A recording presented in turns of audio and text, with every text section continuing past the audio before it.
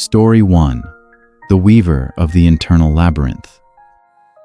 Deep within the humid embrace of the Jeta Grove, a solitary monk sat motionless as the sun dipped below the horizon, casting long, skeletal shadows across the mossy floor. His focus was not upon the external darkening of the world, but upon the subtle, rhythmic pulse of his own cognitive fabric.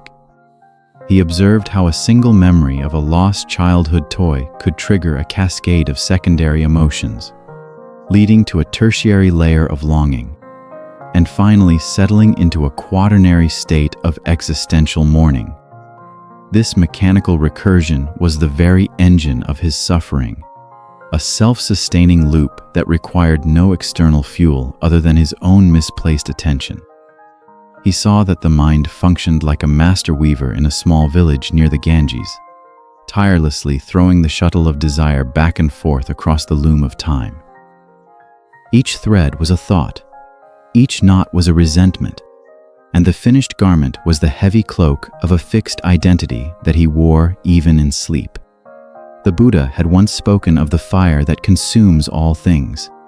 Yet the monk realized that this fire was not a destructive force from without, but the friction of the mind rubbing against the reality of change. He began to dissect the sensation of his own breath, noting how the air entered as a cool guest and departed as a warm ghost. There were 750 distinct moments of awareness in every inhalation, each one a microscopic opportunity to break the cycle of habituation. He watched a spider construct its web between two low-hanging branches, noting that the creature did not struggle against the wind, but rather integrated the movement of the air into the structural integrity of its home. The seeker understood then that his purpose was not to stop the mind from weaving, but to stop identifying with the cloth. If the weaver recognizes that the threads are but shadows, the garment loses its weight. He felt the boundary between his skin and the humid air begin to dissolve, a slow erosion of the egoic barrier that had stood for 4 decades. The internal labyrinth, once a source of terror and confusion, revealed itself as a mere projection of light and shadow upon the wall of consciousness. By observing the movement of his thoughts without the desire to alter their course, he initiated a profound shift in his ontological foundation. The Samsara he had feared was not a physical location or a cycle of rebirths in distant realms, but the habitual tendency to mistake the map for the territory. As the moon rose over the trees, silvering the edges of the leaves, he saw that the positive purpose of his existence was to act as a witness to the unfolding of the infinite. This witnessing was not passive, but a radical act of presence that stripped away the illusions of the self. He sat for 300 minutes in total stillness, a period during which the entire history of his life seemed like a flicker of a candle in a vast, windless hall. The realization dawned that the mind was both the prison and the key, and that the act of looking was the act of opening the door. Story 2. The Architect of Desolate Sands. Upon the sun-bleached plains of Magadha, where the earth was cracked into 1,000 geometric puzzles, a former merchant who had lost his entire caravan to the shifting dunes stood contemplating the horizon. His mind was a turbulent sea of calculations, trying to determine the exact moment when fate had turned its back on his endeavors. He walked toward a small cluster of trees where the Buddha was said to be resting with his disciples, his footsteps heavy with the weight of invisible gold. To this man, the world was a series of transactions, and he felt that the universe owed him a debt that could never be repaid. As he approached the edge of the grove, he observed the way the dust settled on the robes of the monks, a fine powder that ignored the status or the wisdom of the wearer. He began to analyze the architecture of his own disappointment, seeing how he had built a monument to his own success out of the fragile bricks of expectation. The mind, he realized, was a tireless builder, always constructing futures that did not exist and mourning pasts that had never been truly possessed. He sat down on a flat stone and closed his eyes, turning his gaze inward to the place where his desires usually churned like a whirlpool. He found there a profound emptiness that he had previously tried to fill with silk and spices. This emptiness was not a void of nothingness, but a spaciousness that allowed for the existence of all things without the need for ownership. He tracked the movement of a single thought about his lost wealth, watching it arise from the depths of his subconscious, take shape as a sharp pang in his chest, and then dissipate like smoke in a breeze. He repeated this observation 800 times until the thought no longer carried the sting of loss. The merchant saw that his suffering was a construct of the intellect, a narrative he had written to explain the natural ebb and flow of the world. The Buddha moved slowly through the grove, his presence a silent testimony to the possibility of existing without the burden of the self. The merchant understood that the positive purpose he sought was not to be found in the accumulation of merit or the recovery of his fortune, but in the dismantling of the architect within. If the mind stops building its fortresses of mine and thine, the walls of samsara crumble into the very dust from which they were made. He felt a strange lightness in his limbs, as if the gravity of his history had suddenly been halved. He began to perceive the interconnectedness of the dry earth, the distant mountains, and the blood pumping through his veins as a single, unbroken movement of reality. There was no merchant, there was no loss, there was only the unfolding of the present moment in its stark and beautiful clarity. He realized that the purpose of his life was to be the space in which the world happened, a mirror that reflects the passing clouds without being stained by their darkness. As the evening air cooled the parched land, he let go of the last thread of his story, becoming nothing more than the sound of the wind through the leaves. Story 3: The Sculptor of Transient Shadows. In the shadow of the towering peaks that touch the hem of the heavens, where the air was thin and the silence was heavy with the weight of centuries, an elderly sculptor sat by a rushing mountain stream. He held a mallet and a chisel, his gnarled hands trembling slightly as he prepared to strike a block of black basalt. His intention was to carve the likeness of the Buddha, yet his mind was a chaotic workshop where memories of his youth and fears of his impending death vied for dominance. He observed the internal friction, noting how each strike of the mallet was accompanied by a mental ripple of expectation or regret. The sculptor began to analyze the fundamental nature of his craft, realizing that the stone was not a passive object but a participant in a dialogue of resistance. He saw that the mind operates as a tireless sculptor of illusions, constantly attempting to impose a fixed identity upon the fluid stream of sensory experience. This cognitive habit was the pursuit of permanence, a desperate attempt to freeze the infinite into a manageable form. He watched as a small chip of stone flew from the block and vanished into the churning water of the stream, a microcosm of the way individual moments of consciousness disappear into the past. There were 840 distinct movements of the wrist involved in a single morning of labor, and he attempted to track each one with the precision of a master clockmaker.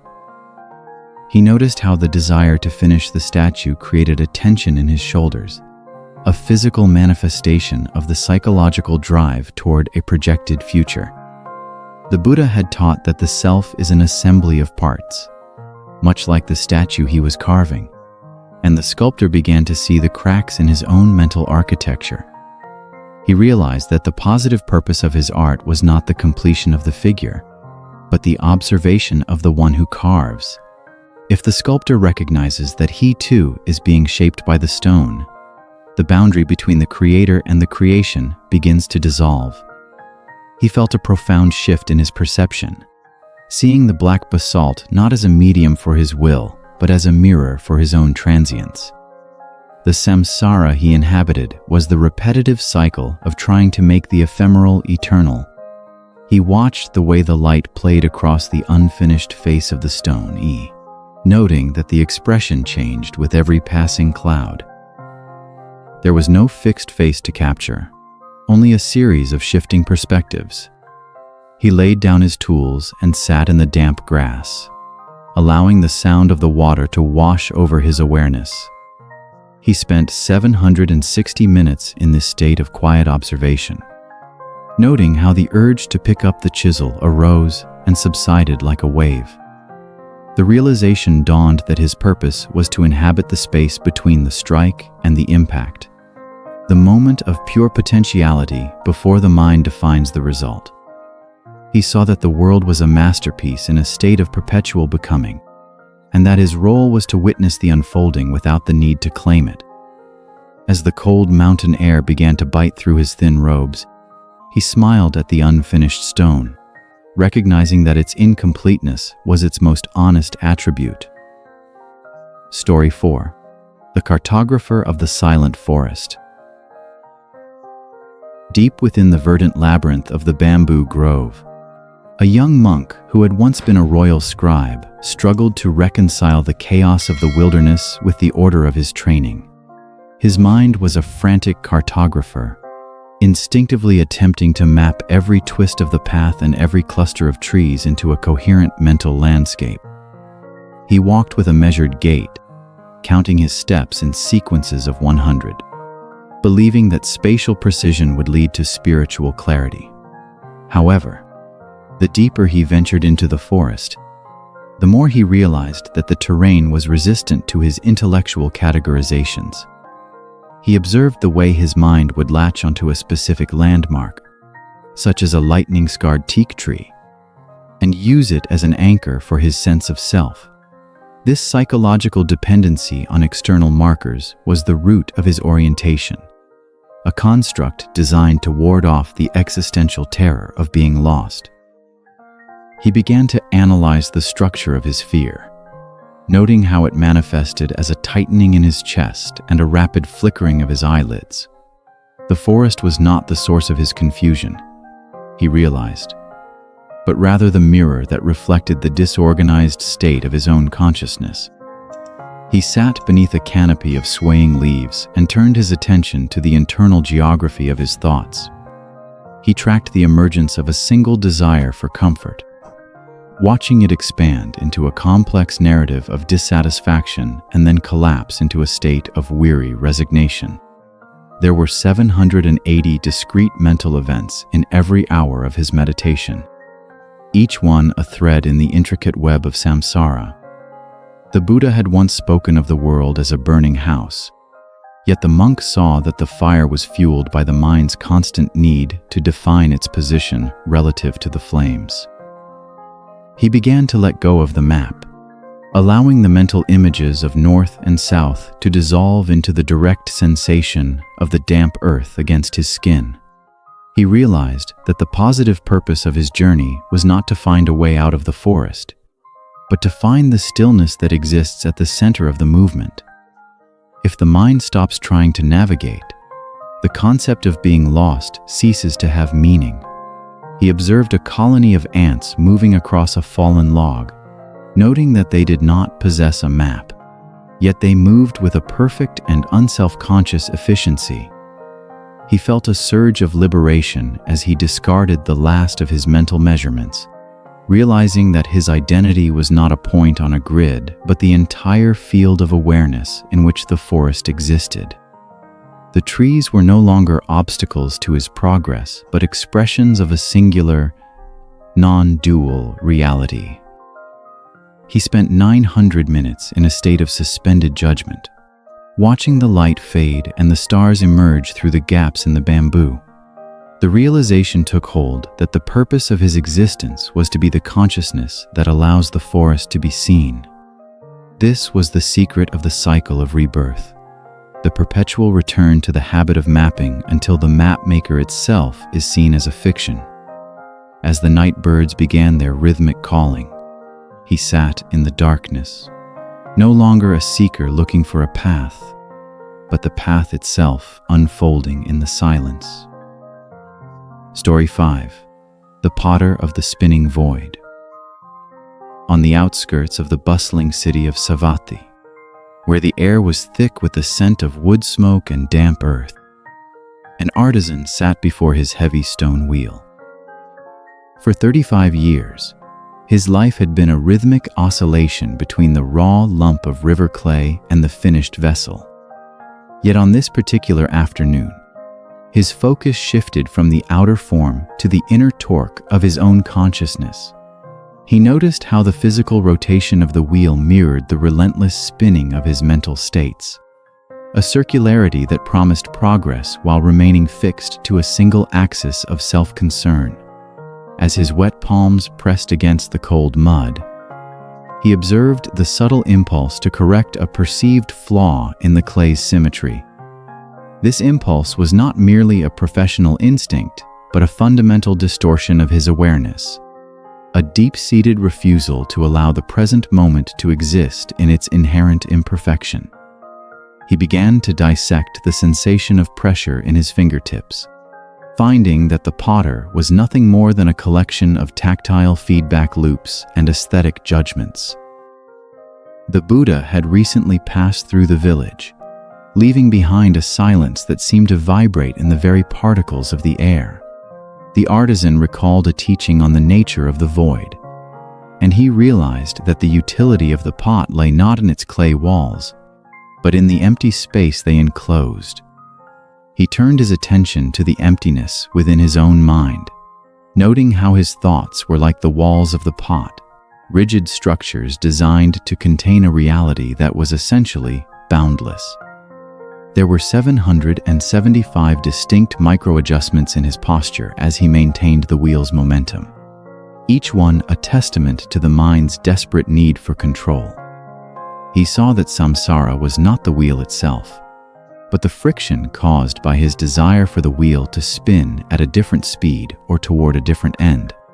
The positive purpose of his craft was revealed as a meditative inquiry into the nature of stability. He watched as a drop of water spun off the edge of the wheel and vanished into the dust, a perfect metaphor for the dissolution of a single ego thought.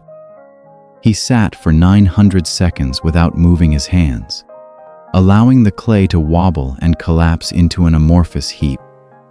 In that collapse, he felt a profound release of the psychological tension that had defined his identity for decades. The mind, no longer burdened by the mandate to create a perfect form, expanded to inhabit the entire workshop, the road beyond, and the distant horizon. He understood that his purpose was to be the stillness at the center of the spinning, the unmoving point from which all motion is observed but never owned.